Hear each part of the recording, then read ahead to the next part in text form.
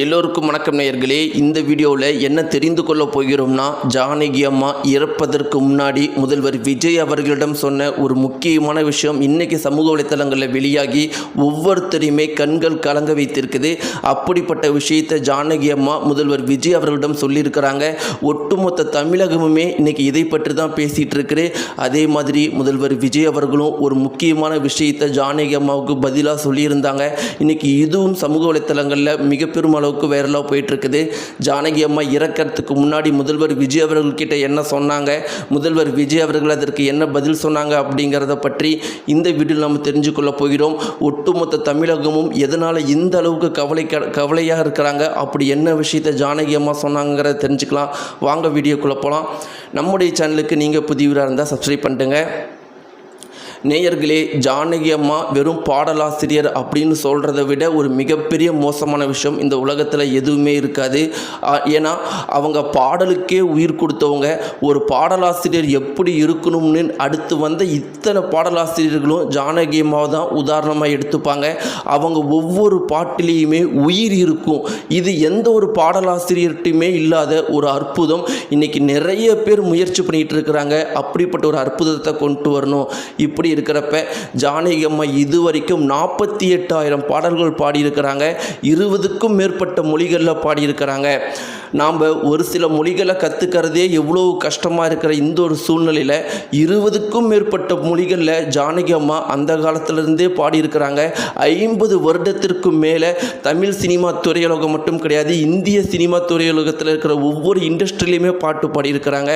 இன்றைக்கி ஒட்டுமொத்த இந்தியாவில் இருக்கிற இண்டஸ்ட்ரியுமே, சினிமா இண்டஸ்ட்ரியுமே மிக பெருமளவுக்கு கவலையில் இருக்குது. மக்கள் ஒவ்வொருத்தருமே கலங்கிட்டு இருக்கிறாங்க. இப்படிப்பட்ட ஒரு சூழ்நிலையில் ஜானகி அம்மா எப்படி இறந்தாங்க அப்படின்னு பார்த்தீங்கன்னா, சரியாக ஒரு 6 மாதத்துக்கு முன்னாடி அவங்களுடைய மகன் இறந்து போயிட்டாங்க. ஜானகி அம்மாவை பொறுத்த வரைக்கும் அவங்களுக்கு 90 வயதே ஆகியிருந்தாலும் ஒரு 6 மாதத்துக்கு முன்னாடி வரைக்கும் ரொம்பவே சந்தோஷமான, ரொம்பவே இளம் வயதினர் மாதிரியே தெரிவாங்களாம். எல்லாருமே கேட்பாங்களாம், ஏம்மா உங்களுக்கு 90 வயசு தானா, எங்களால் நம்பவே முடியல, எப்படி இவ்வளோ இளம் வயது இருக்கிறவங்க மாதிரியே இருக்கிறீங்கன்னு கேட்டதுக்கு, என் மகன் இருக்கிற வரைக்கும் எனக்கு எப்பயுமே இளம் வயது தான் சொல்லுவாங்களாம். அப்படிப்பட்ட அவங்களுடைய பாச மகன் சரியாக 6 மாதத்துக்கு முன்னாடி இறந்து போயிருக்கிறாங்க. அதில் இருந்து ஜானகி அம்மா ஒரு நாள் கூட சிரித்தது கிடையாதான். இதுவே ஜானகி அம்மாவுடைய உறவினர் ஒவ்வொருத்தருக்குமே உயிர் போகிற மாதிரி இருக்குமா.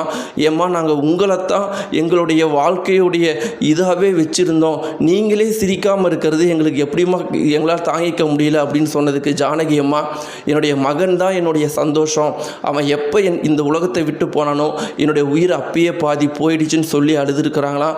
அப்படிப்பட்ட ஜானகி அம்மா இன்னைக்கு இறந்துருக்கிறாங்க.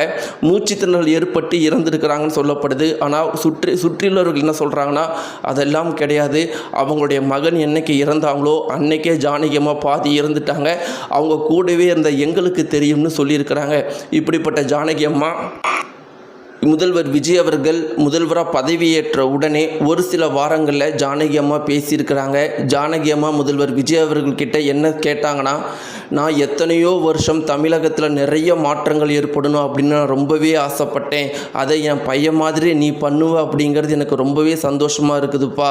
ஆனால் என் பையன் இல்லை இப்போ உயிரோட, ஏன்னா ஒவ்வொரு நாளும் என் பையன் சொல்லிக்கிட்டே இருந்தான், நீ முதல்வராக வந்தால் தமிழகம் மிக பெரும் அளவுக்கு நல்ல நிலைமைக்கு வரும் அப்படின்னு சொல்லிட்டு இருந்தான், உன்னுடைய ஆட்சியை பார்க்கணும் ரொம்ப ஆசையாக இருந்தான்.